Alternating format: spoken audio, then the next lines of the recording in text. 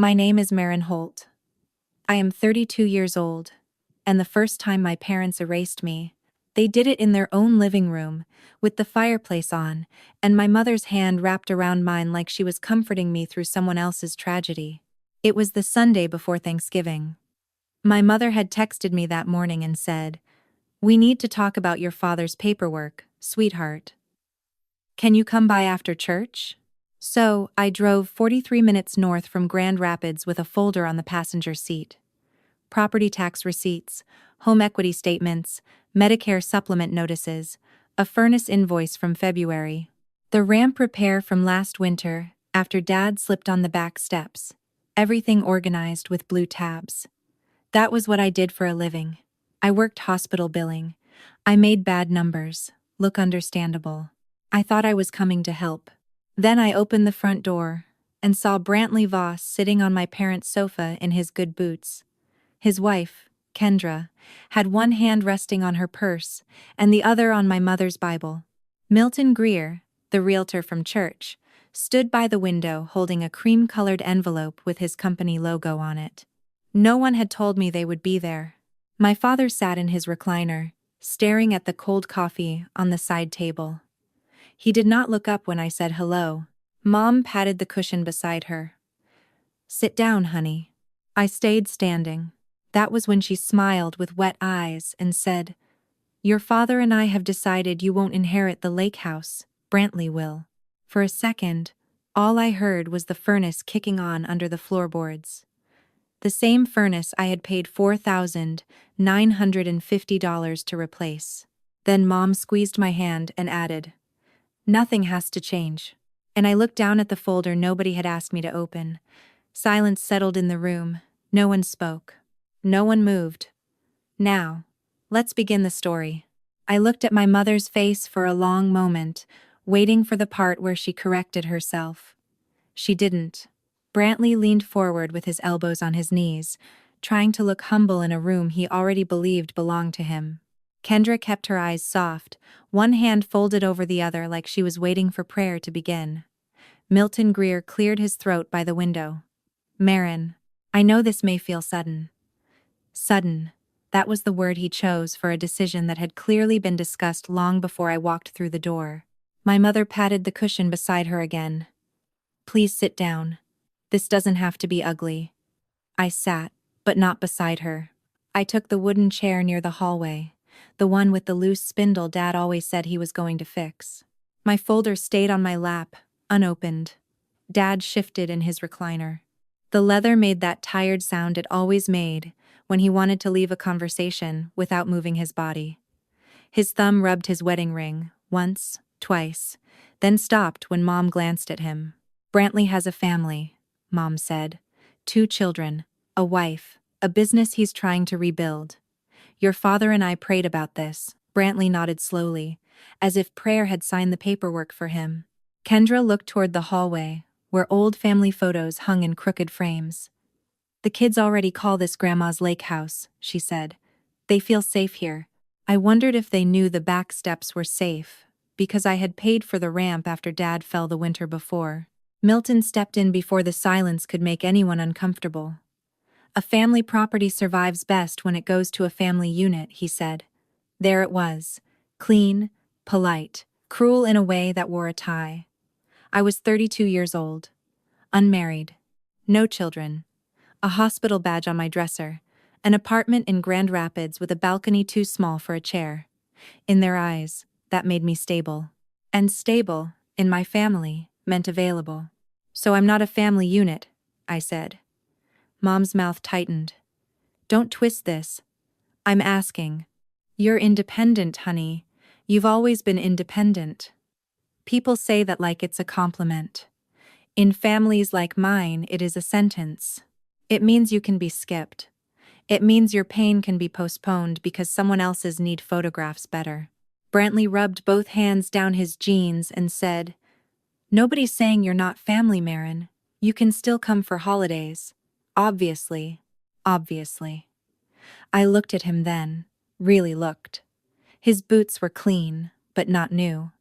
His jacket was nicer than anything he wore when he used to ask my dad to co-sign tools for Voss Marine repair. Kendra's purse sat open beside her, and a folded brochure showed just enough of the words, Traverse City Preparatory, to make me notice. Not understand yet.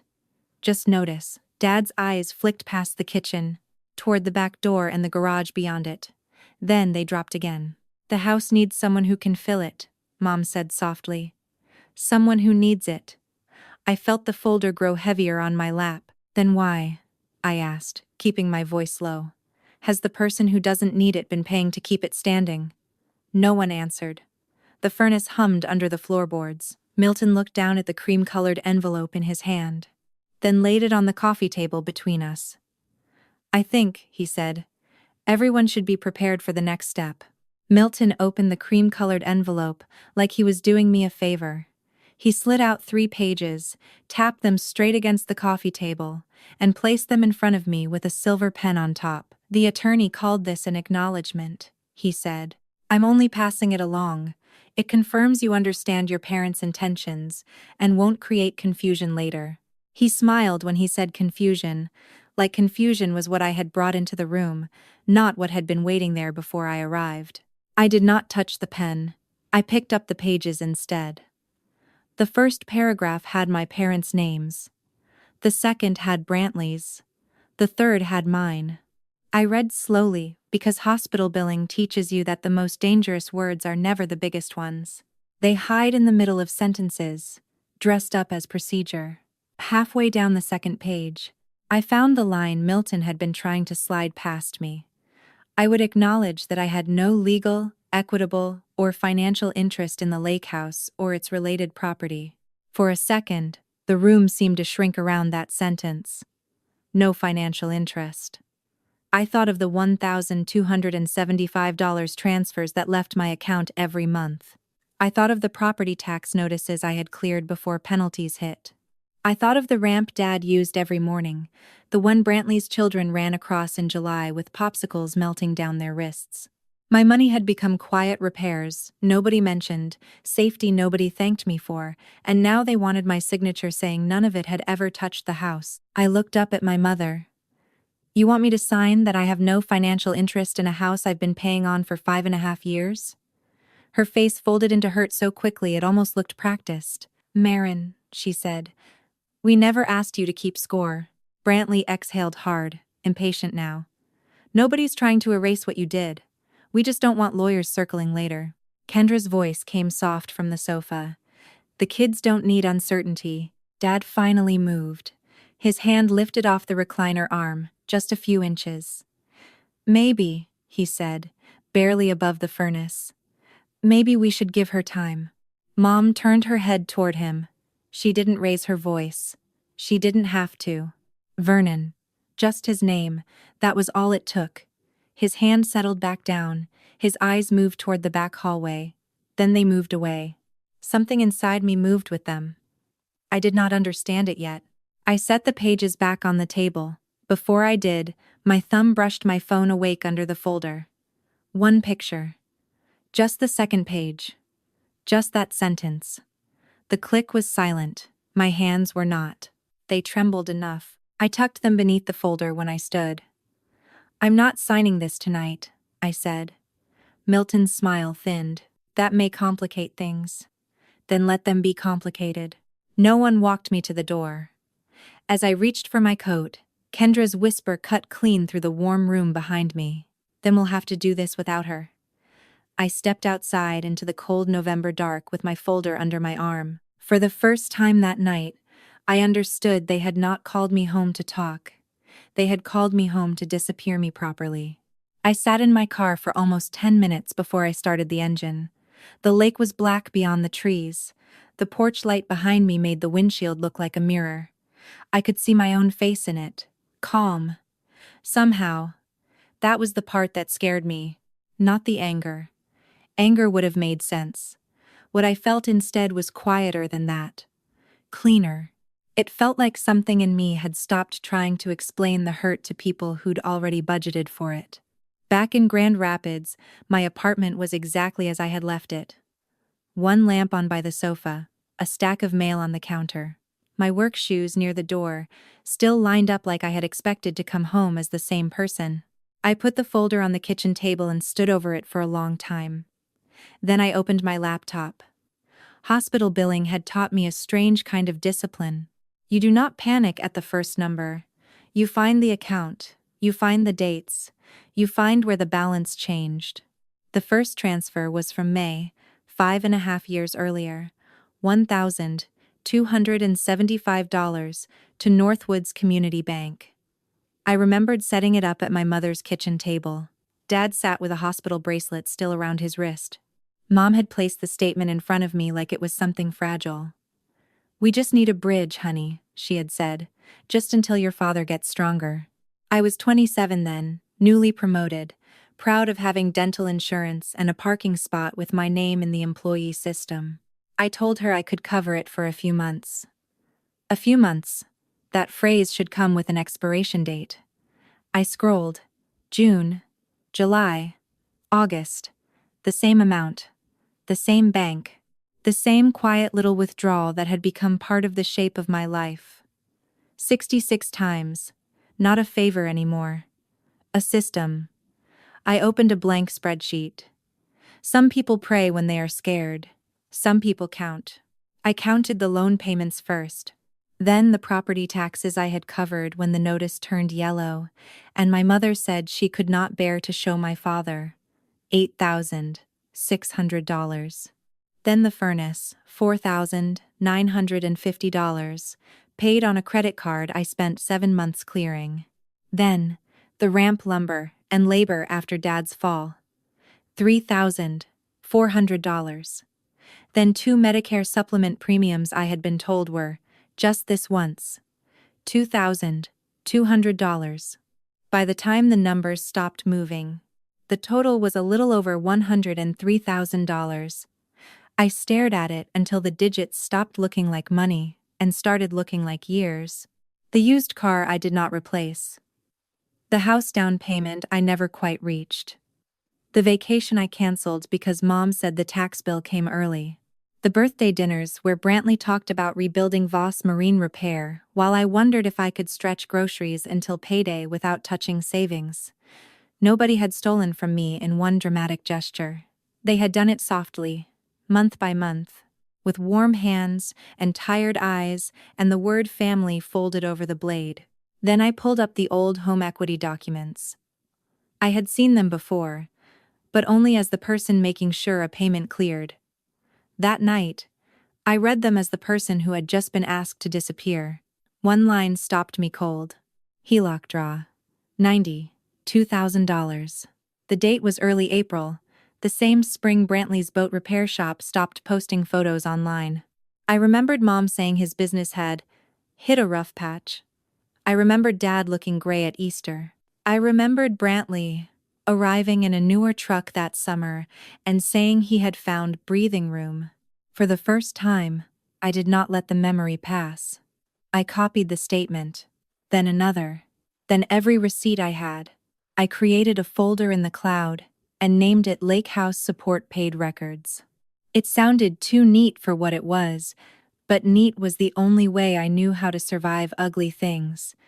Before I closed the laptop, I looked again at the $92,000 draw. It sat there in black and white, colder than any accusation I could have made. For the first time, I wondered if I had never been saving my parents' house at all. Maybe I had been paying Brantley's debt. By morning, the $92,000 had settled into the back of my mind, like a stone I could not put down. I went to work because people like me always go to work, even when their families have quietly voted them out of the future. All day, I explained payment plans to strangers with insurance denials and overdue balances. I used my calm voice. I told them what was due, what could wait, what needed documentation. Then I went to the church potluck that same evening because my mother had texted, "Please don't make people wonder." That was how she phrased it. Not, "Please come because I want to see you." Not, "Please come because we should talk about what happened." Just that, "Please don't make people wonder." So I drove to Grace Covenant with a store-bought cranberry salad on the passenger seat and a number in my head that would not leave me alone.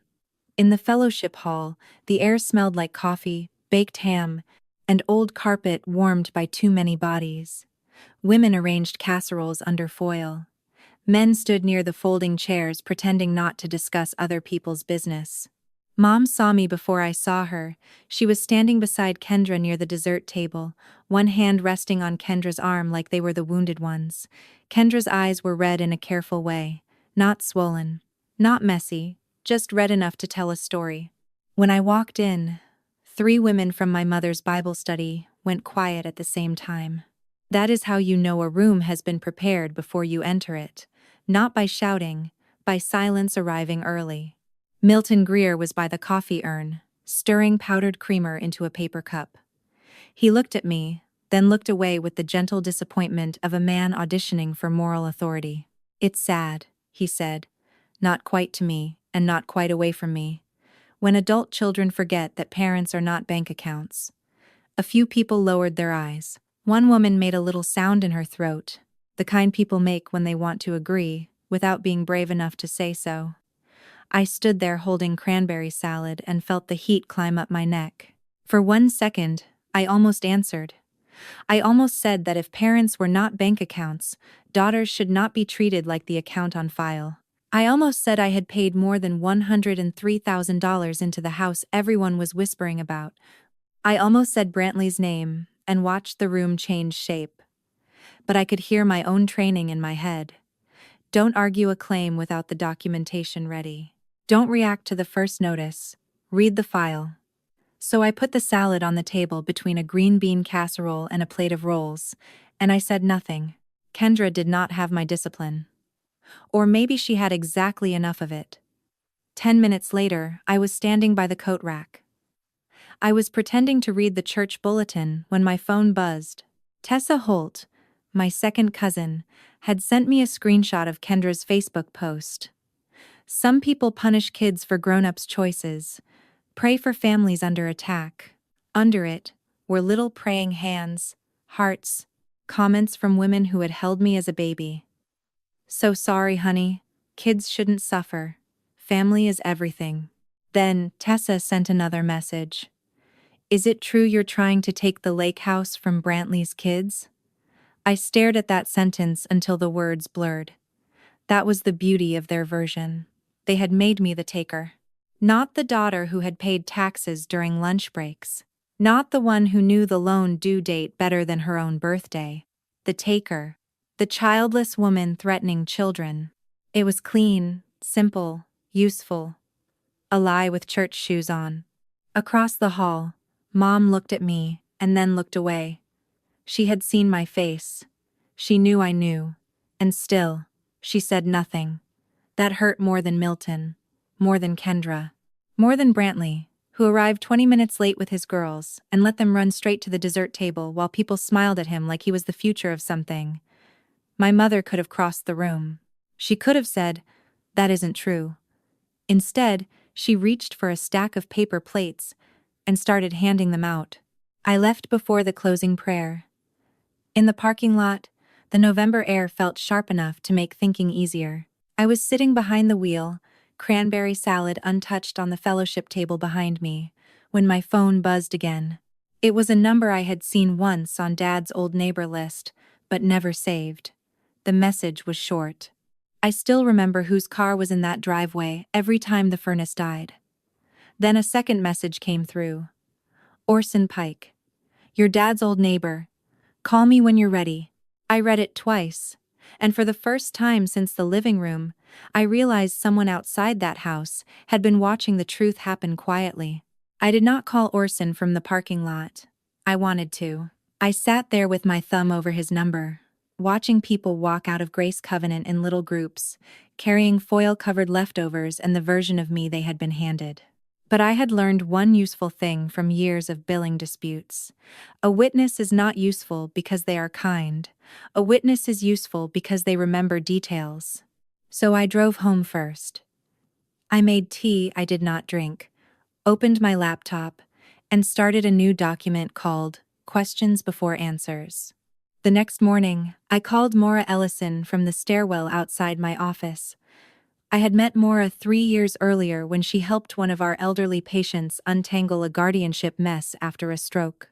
She was an elder law attorney, calm in the way locked doors are calm. I did not tell her the whole story at first. I asked one question. If I've been paying toward a house I don't own, can they force me to keep paying? Maura was quiet for half a breath. Then she said, "No, but if they're asking you to sign away financial interest, don't sign anything until you know what they're afraid you'll find." That sentence changed the temperature of my whole day.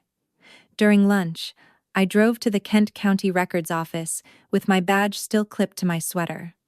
I requested the home equity filing and the amendment history. I asked for anything tied to the lake property parcel number. The clerk did not ask why. Clerks almost never do. They have seen enough families turn paper into weapons. She slid documents under the glass, one stack at a time, and I read them standing at a counter with a chained pen and a copier humming behind me. The HELOC had been opened in early April. That was the same week Voss Marine Repair stopped renewing its local ad. The borrower section was my parents'. The collateral was the lake house. But in the packet attached to the recorded filing, one valuation note carried another name, Milton Greer. Not as lender, not as attorney, as authorized contact for property valuation discussion. I stared at that line until the words sharpened. Milton hadn't wandered into my parents' living room as just a helpful church friend. He had been near the paperwork from the beginning. That evening, I finally called Orson Pike. His voice was rough and quiet, like gravel under tires. He did not waste time on comfort. "Your car was there every time something broke," he said. "Furnace, back steps, that north gutter your dad hated. Brantley came in summer with a cooler and left before Monday." Then he paused. 5 years ago, I saw Brantley pull out of that driveway, in a newer truck, 2 days after your parents signed bank papers. Your dad looked sick. Your cousin looked like he'd won something. I wrote every word down. When we hung up, I set Orson's notes by the filing packet. I set the photo of the acknowledgement form beside them. 3 pieces. Not enough to prove everything. Enough to prove they had lied. I sent Maura the photo, the valuation note, and the HELOC date. Later that night, she texted one more instruction. "From now on, ask for every request in writing. Folks who manipulate by voice get careless when they have to show it on paper." I read that message twice. Then I looked at Milton's name sitting where it had no honest reason to be, and understood that the next lie would not come from my family's mouths. It would come on paper. 3 weeks passed before the next thing came in writing. Not from my mother, not from Brantley, from fear. Fear has a way of waiting until 4 a.m. to make a phone ring. I was asleep when Mom's name lit up my screen, and before I answered, I already knew it would not be good. Nobody calls before sunrise to say they've reconsidered a trust amendment. Her voice came through thin and broken. "It's your father," she said. "He fell in the garage. We're at Street Ann's. Come now." I was dressed in 9 minutes. The roads were empty, black with early December ice, the kind that looks like nothing until your tires whisper over it. I drove too fast and still felt late. All the anger I had been holding folded itself into one small, scared sentence. Please let him be alive. Not the house. Not the HELOC. Not Milton's name on that valuation note. Just my father, who had looked at the floor when my mother erased me, but had still taught me how to check engine oil when I was 12. The emergency room smelled like disinfectant, burnt coffee, and wet coats. Mom was standing near the nurse's station with her purse clutched to her chest. Her hair was uncombed, her church cardigan buttoned wrong. For half a second, I saw only my mother. Not the woman who had handed me nothing with warm hands. Just my mother, terrified and old under fluorescent lights. I stepped toward her. "Where is he?" I asked. She looked at me, and I watched relief cross her face first. Then guilt. Then calculation. "Did you bring your checkbook?" she asked, "or just yourself?" The words did not land all at once. They entered me slowly, like cold water under a door. My father was somewhere behind those swinging ER doors, hurt badly enough for a 4 a.m. call, and the first thing my mother needed to know was whether I had arrived as a daughter or a funding source. I looked at her purse, then at her hands, then at the hallway where a monitor was beeping behind a curtain. "Just myself," I said. "That's what's left." Brantley arrived 20 minutes later. Kendra wore leggings and a winter coat zipped over pajamas. He did not ask me if I was okay. He looked toward Mom, then at me, and said, "This is what stress does to a man his age." Kendra put a hand over her mouth, like she was saving the tears for show. "If things had just stayed steady," she whispered, "maybe this wouldn't have happened." I almost told them Dad had fallen in the same garage they were trying to take from me. But a nurse called my name before I could. Dad was awake, pale, and smaller than I had ever seen him. His jacket was folded over the back of the chair, the one the EMTs must have handed Mom when they brought him in. A bruise was blooming along his temple. The hand that reached for mine had a tremor. I sat beside him and held it carefully around the IV tape. His eyes moved to the doorway, then back to me. "Maren," he breathed. I leaned close enough to smell the hospital oxygen on him. His lips barely moved. "Bottom drawer," he whispered. "Not the house. The drawer." I froze. "What drawer, Dad?" But his eyes had already closed, and the monitor kept answering for him.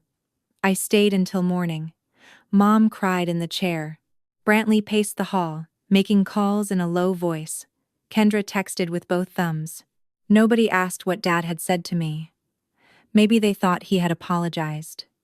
Maybe they thought men in hospital beds only say soft things. At sunrise, while Mom slept with her coat still on, I slipped Dad's garage key from the pocket of his folded jacket.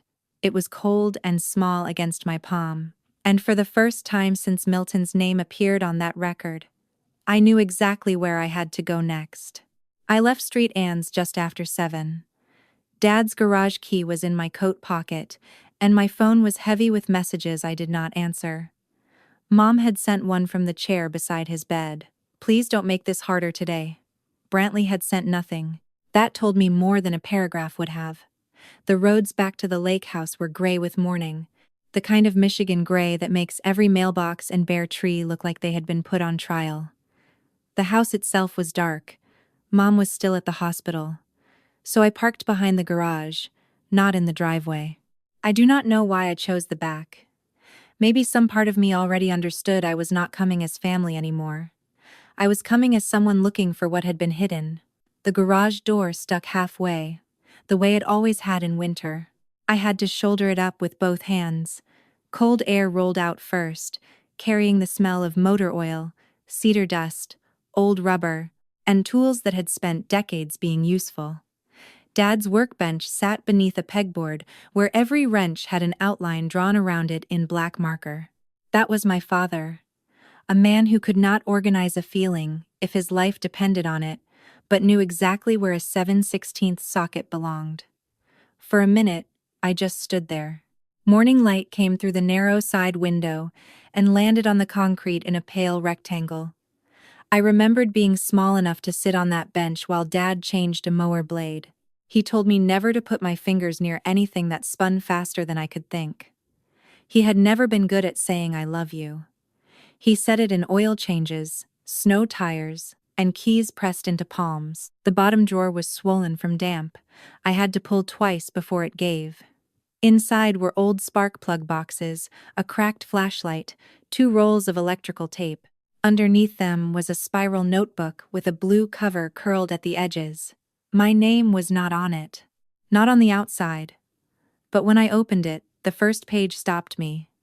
Dad's handwriting, blocky and slanted, filled the lines. Maren paid HELOC again. Don't know how to thank her without making Colleen mad. Under that, another entry, furnace invoice. Maren said not to worry. I worried anyway. I sat down on his wooden stool, because my legs suddenly did not trust me. Page after page, he had written it down. The ramp, the taxes, the supplement premiums, the gutter repair Orson had mentioned. Dates, amounts, little notes in the margins. She sounded tired today. Colleen said not to bring it up. Brantley stopped by with the girls, left before dinner. This was not a ledger the way my spreadsheet was a ledger. This was my father trying, in the only language he understood, to confess without speaking. At the back of the drawer was a yellow envelope folded under a shop manual. On the front, in the same shaky handwriting, were the words, "Maren if I don't get brave." I did not open it right away. I held it between both hands and stared at that sentence until the garage blurred. If I don't get brave. Not if something happens. Not if they lie. If I don't get brave. My father had known the problem was not just paperwork, it was cowardice. His, maybe. Theirs, definitely. Mine, if I kept pretending not to understand. Inside the envelope were photocopies of 2 checks and a letter he had never sent. The first check was from Northwoods Community Bank to Vernon and Colleen Holt. The second was written 3 days later to Brantley Voss, marked Business Stabilization, $92,000. The letter explained what no one had ever said out loud. The home equity line had been opened to keep Voss Marine Repair from collapsing, and when it collapsed anyway, Mom decided I should not know because I would make it cold with paperwork. I read that sentence 3 times. My mother had called truth cold because warmth was easier to bill. Then I found the USB drive taped to the inside flap of the envelope. Small, black, almost weightless. I plugged it into the old computer Dad kept beside the parts cabinet, praying it still worked. It took 4 minutes to wake up, and sounded like it resented me for asking. There were only 6 files on the drive. Scanned checks. The draft letter. And 1 email chain between Milton Greer and Brantley. The subject line read, Lake Property Transition, Sale Timing. I did not open it right away. I already knew, from the way my stomach dropped, that the drawer had not given me an answer. It had given me the door to the rest of the lie. I did open the email chain. Not in the garage.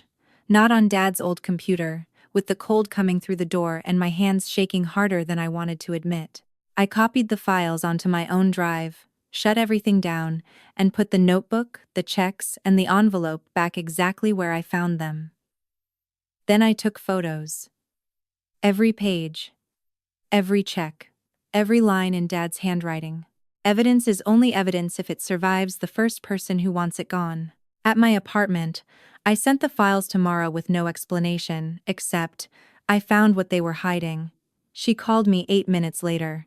I could hear traffic behind her, like she had stepped out of somewhere to answer. Do not confront them today, she said. Do not accuse, do not threaten. From now on, every request gets 1 response. Send it in writing. I looked at the email subject again. Lake Property Transition, Sale Timing. They were going to sell it, I said. Maura went quiet. Let them believe you don't know that yet. So, I became polite. That was the strangest part. Mom texted twice from the hospital asking if I had calmed down. I wrote back, please send any financial requests by email so I can review them properly. Brantley called 3 times. I let it ring. Kendra posted a photo of her daughters holding hands by the lake with the caption, praying for stability. I did not react. Silence was me giving them room to write down the lie themselves. 4 days later, Mom did exactly what Maura said she would. An email arrived at 6:12 p.m. with the subject line, Lake House Payment Situation. It was careful at first. Loving, almost. She wrote that the account had fallen behind. Dad's fall had made everything harder.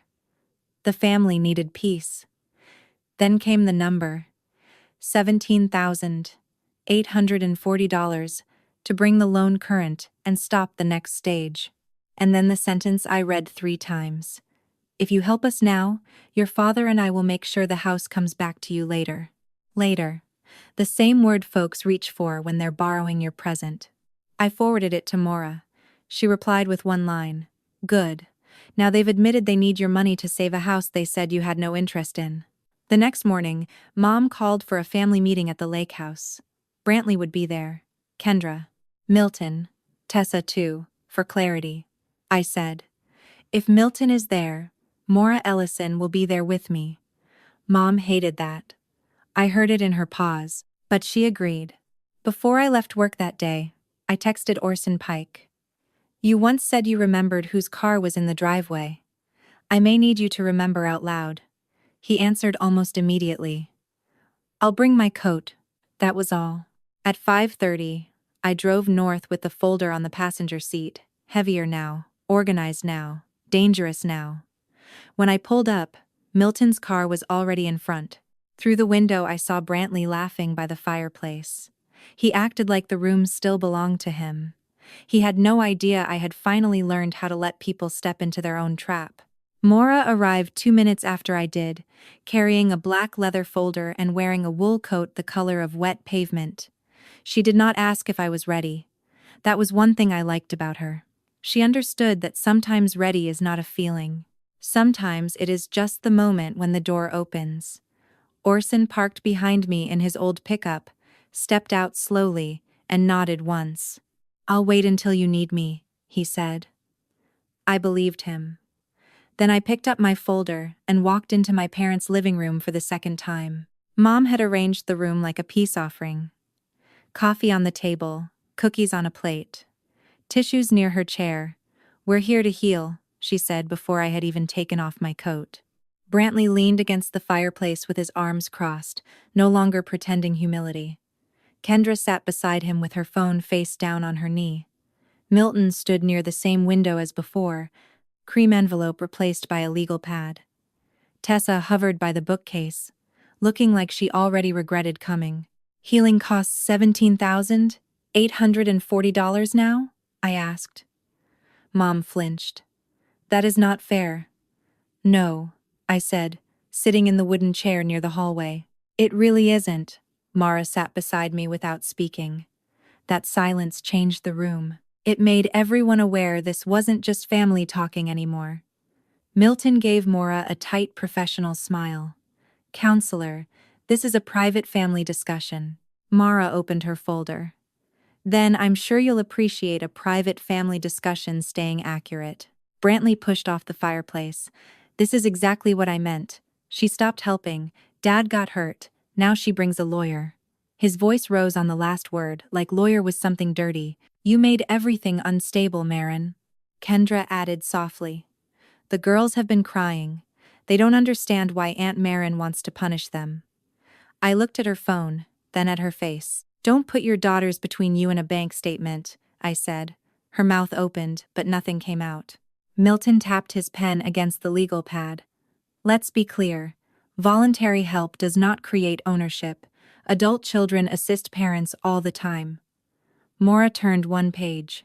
Then why did you ask her to sign an acknowledgement saying she had no legal, equitable, or financial interest? The room went still. Milton blinked once. That was standard precaution. Standard for whom? Maura asked. For a daughter who supposedly had no claim, or for a sale you didn't want delayed? Mom's hand moved to the tissue box, but she did not take one. I placed 2 papers on the coffee table. First, the acknowledgement form. Second, Mom's email asking for $17,840. I aligned them carefully, edge to edge. Sometimes the way you place paper says what your voice will not. So, which one is true? I asked. That I have no financial interest in this house, or that if I pay nearly $18,000, you'll make sure the house comes back to me later? Tessa looked from one page to the other. Her face changed first. Not all the way. Just enough. Mom's voice trembled. You're twisting my words. I'm reading them. Brantley laughed once, sharp and nervous. You always do this. You make everything cold. You act like family is a contract. I turned to him. No, Brantley. I learned the contract part from the people who handed me one. His jaw tightened. For the first time, he looked at Milton instead of at me. Milton gave him the smallest warning shake of the head. It was almost nothing. But Maura saw it. I saw it too. Then Brantley said the wrong thing. None of this would matter if the business hadn't gone under when it did. Kendra's hand shot to his sleeve. Mom closed her eyes. Milton stopped tapping his pen. Some sentences pry open doors people try to keep shut. That one opened every door in the room. I sat back in the wooden chair and felt the folder warm against my palm. I understood I didn't have to force the truth out of them anymore. They were handing it to me without me asking. Brantley realized what he had said almost as soon as the words left his mouth. His face changed, not with guilt, but with the panic of a man who had dropped something expensive in front of witnesses. "That's not what I meant," he said. Kendra's fingers tightened around his sleeve. Mom whispered his name like she had whispered Dad's in that first meeting, trying to fold him back into silence. But silence had already failed them.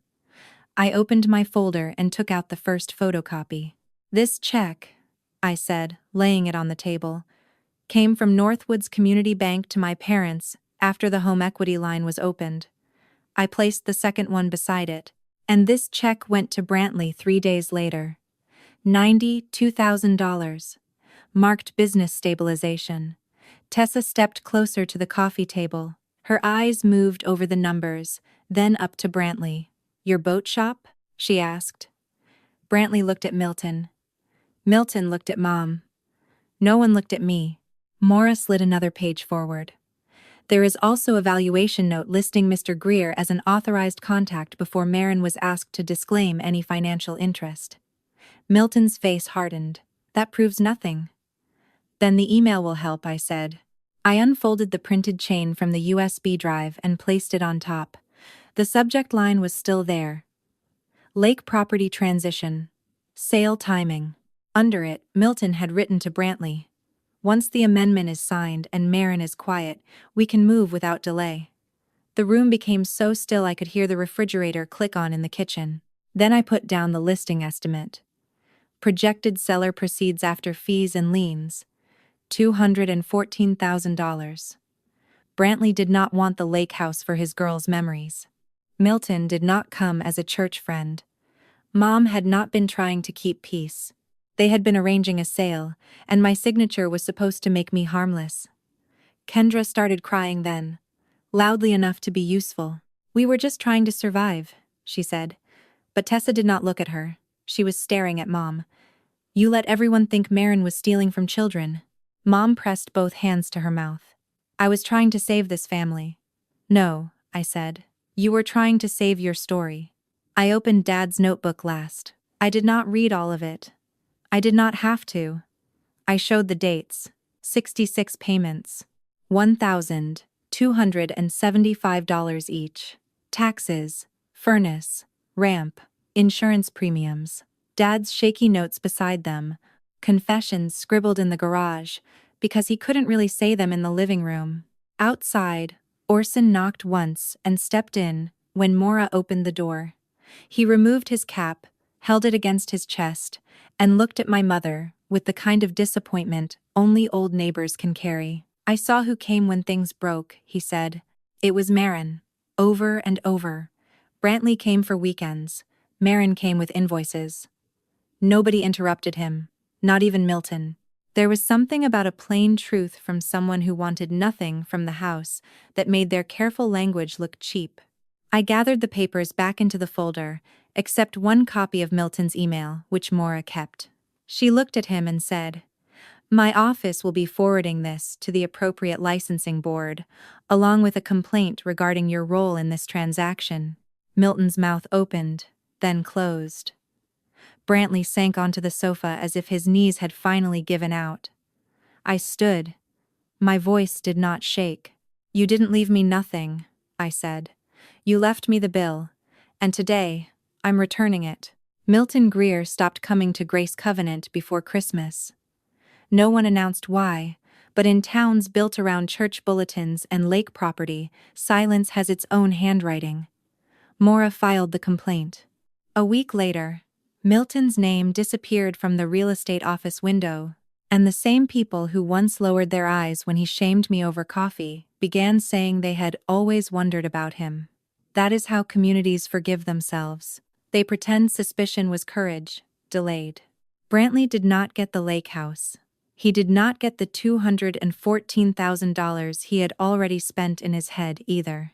Once Maura forced everything into daylight, the property had to be sold clean, through an attorney neither Milton nor my mother chose. The liens, the bank balance, the fees, and the past due amounts ate through most of what was left. Kendra deleted the post about families under attack, but screenshots have a longer memory than shame. Tessa sent me one text afterward. "I'm sorry I believed them." I stared at it for a long time before I answered. "So am I." Dad went from street ants to a rehab facility on the west side of Grand Rapids, where the hallways smelled like lemon cleaner and cafeteria gravy. I visited twice a week. I brought socks, puzzle books, and the reading glasses Mom kept forgetting. I also brought forms, Medicare forms, discharge plans, senior housing applications. When Mom said, "I don't understand any of this," I sat beside her and explained the numbers in plain language. But when she asked if I could cover one more payment, just until things settled, I closed the folder. "I'll help you understand the bill," I said. "I won't become the payment." She cried then, quietly, the way she used to cry when she was hoping I'd mistake guilt for obedience. I let her cry. That was new for me. I did not comfort the performance. I did not punish it either. I just sat there with my hands folded and waited for the truth to finish making her uncomfortable. Dad reached across the rehab table and touched my wrist. He still had trouble speaking, but his eyes were clear. For once, he did not look away. 6 months later, I bought a small townhouse on the edge of Grand Rapids. It did not have a lake view. It had a cracked patio, a narrow kitchen, and one maple tree that dropped leaves into the gutter like it was trying to give me chores. I loved it immediately. On moving day, Orson brought over an old wooden chair from Dad's garage, the one with the loose spindle. "He said you'd know what to do with it," Orson told me. I put it on the patio before I unpacked a single dish. Sometimes people ask whether I got my inheritance after all of that. I tell them no, not the kind they mean. I did not get the lake house. I did not get back the years I spent shrinking my life to fit other people's emergencies. But I got something cleaner. I got my name back from a story they wrote without me. I got proof. I got boundaries. I got the quiet knowledge that love without respect is just another debt someone expects you to carry. The folder on my laptop is not called Lake House Support Paid Records anymore. I renamed it on the first night in my townhouse, sitting at my own kitchen table with rain tapping softly against the window. The new name is simple: Paid in Full. Not because they repaid me. They never really could. But because I finally stopped paying for a place in a family that only made room for me when something was due. The lesson I carried out of all of this is simple, but it took me years to learn it. Love should never require you to disappear. For a long time, I thought being a good daughter meant saying yes before anyone had to ask twice. I thought family meant absorbing the cost, smoothing the conflict, making myself smaller so other people could feel less guilty. I thought silence was maturity. I thought sacrifice was proof of love. But sacrifice becomes something else when it only moves in one direction. It becomes a debt you never agreed to, with interest added every time someone says, "After all we've done for you." Family is supposed to be a place where truth can survive. Not where the loudest need wins. Not where the most responsible person is punished for being responsible. Not where your love is measured by how much money, time, peace, or dignity you are willing to give away. I learned that boundaries do not destroy families. Lies do. Manipulation does. The habit of using one person's goodness as a resource does. A boundary only shows where the damage was already happening. And I learned that healing does not always look like reconciliation. Sometimes healing looks like answering calmly. Sometimes it looks like saving the receipt. Sometimes it looks like walking into a room where everyone expects you to fold and choosing not to. Sometimes it looks like buying a small home without a lake view and feeling free for the first time in your life. If you have ever been the reliable one, the quiet one, the one everyone calls when something breaks but forgets when something is given, I hope you remember this. Your worth is not measured by what people can take from you. You are allowed to love people and still stop paying for their choices. You are allowed to help without becoming the sacrifice. And sometimes, the strongest thing you will ever say is not shouted. It is simply, no more. If this story touched something in you, please subscribe to the channel for more real-life family stories like this. And tell me in the comments, have you ever had to set a boundary with someone you loved? I read your stories, and someone out there may need to know they are not alone.